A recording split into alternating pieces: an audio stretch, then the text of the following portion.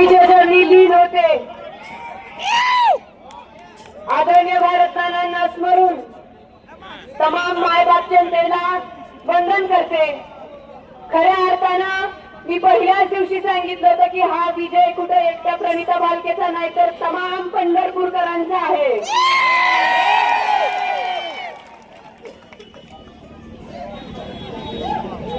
नानांच्या पाठीमागं मला कधीही तुम्ही सगळ्यांनी एकटं पडू दिलं नाही आणि खऱ्या अर्थानं हा विजय जो आहे तो स्वाभिमानी पंढरपूरकरांचा आहे. त्याचबरोबर माझ्या खांद्याला खांदा लावून लढलेल्या माझ्या प्रत्येक कार्यकर्त्याचा आहे.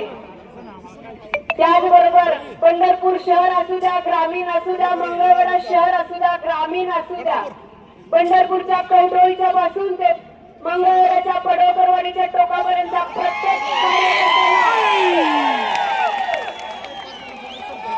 माझ्यासाठी इथं लढा उभारलेला आहे आणि हा जो विजय आहे तो मी सर्व पंढरपूरकर आणि तसंच माझ्यासोबत काम करणाऱ्या तमाम माझ्या कार्यकर्त्यांना समर्पित करते.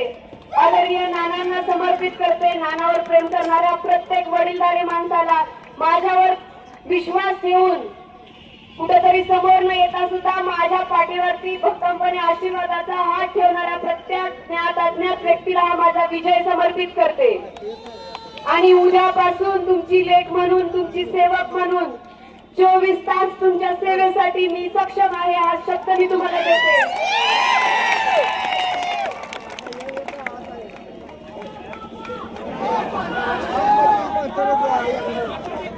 भालके कुटुंबावर तुम्ही जे आम्हाला प्रेमाने आशीर्वाद दिले ते खरंच न विसरण्याजोगं आहे. मी आयुष्यभर तुमची या गोष्टीसाठी ऋणी राहीन. मी कुणावर टीका करायला आलेली नाही. मी अर्ज भरल्याच्या दिवशी पण मी सांगितलं होतं की जे माझ्यासोबत निवडून येतील ते पण माझेच आहेत आणि जे समोरून निवडून येतील त्यांच्या सोबत राहून पंढरपूरच्या विकासासाठी, तुमच्या सर्वांच्या सेवेसाठी आम्ही तीर्थक्षेत्र विकास आघाडीचे सर्व पदाधिकारी तसेच उमेदवार तुमच्या सेवेसाठी सदैव तत्पर राहू हा शब्द मी तुम्हाला देते. आणि परत एकदा तुमची लेख म्हणून तुमच्या पदराखाली मला घेतल्याबद्दल मी तुमचा आभार व्यक्त करते. आणि परत एकदा हा विजय आपल्या सर्वांचा आहे तर तुम्हा सगळ्यांना देखील मी या विजयाच्या शुभेच्छा देते आणि थांबते.